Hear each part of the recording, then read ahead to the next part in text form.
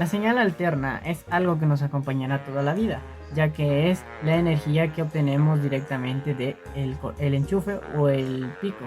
Entonces, el osciloscopio nos permite medir estas señales al ser un instrumento eléctrico que permite visualizar y medir las diferentes señales de corriente alterna y voltaje que puede presentar una señal generada por un transformador. Pese a no haberse desarrollado ningún circuito, se desarrolló una interacción entre las ondas o puntas del osciloscopio que se encontraron conectadas a las puntas del generador de señales.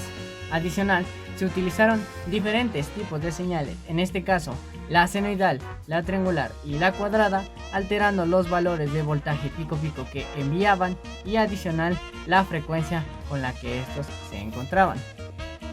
El osciloscopio tenía la capacidad de proyectar diferentes formas de figuras y señales de corriente alternas, ya sea la senoidal clásica de la señal alterna, la cuadrada clásica de los ciclos de repetición y finalmente la señal triangular, muy particular de algunos dispositivos electrónicos que cuentan con la característica de transformar la señal de AC en señal DC.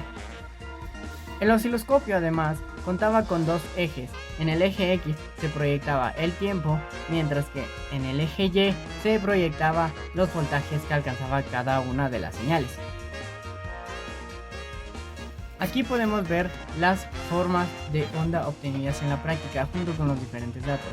El osciloscopio es una herramienta que nos permitió medir, en este caso por parte del generador de señales, el voltaje pico-pico o el voltaje máximo, el voltaje eficaz o voltaje RMS, el voltaje mínimo que tenía la figura trazada de la onda, el voltaje máximo que era igual al voltaje mínimo pero con el signo inverso, el tiempo de subida del ciclo y el tiempo de bajada. Se esperaría que el ciclo tuviera casi el mismo tiempo de subida y bajada, el ancho positivo y el ancho negativo de la señal o la onda.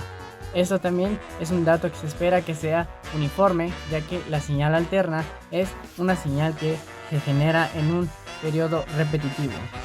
Adicional, también tenemos la información del periodo, que es el tiempo que tomaba la señal completar uno de sus ciclos de 2π, y finalmente el valor medio o voltaje DC que tiene la onda. En este caso obtuvimos varios valores. En el apartado del cuestionario hay que responder la pregunta sobre qué es el osciloscopio. El osciloscopio es un instrumento de medida que se utiliza en circuitos electrónicos, principalmente para detectar fallas en el circuito o algunas variaciones en la señal. Puntualmente lo que hace el osciloscopio es reflejarnos una señal senoidal, triangular, cuadrada de voltaje en función del tiempo, en donde el eje Y corresponde a los voltajes y el eje X al tiempo. Existen dos tipos de osciloscopio: el osciloscopio digital, que utiliza modelos estadísticos para poder representar las señales, y pantallas LCD. Este osciloscopio es el que se utiliza actualmente y es el más dinámico, ya que nos permite analizar dos señales al mismo tiempo por diferentes canales y tomar los principales datos. El osciloscopio analógico es el más desactualizado en cuanto a tecnología, ya que utiliza un sistema de rayos catódicos para reflejar las señales en la pantalla. Para concluir con el informe, tenemos que ir recapitulando un poco lo que hemos visto alrededor de este informe. El osciloscopio es una de las herramientas más útiles en la electrónica, ya que nos permite, como ya hemos repasado, observar las señales tanto senoidales como triangulares y cuadradas, o otras muchas. Y no solo tiene aplicaciones en la electrónica, también se puede utilizar en la medicina y en las reparaciones.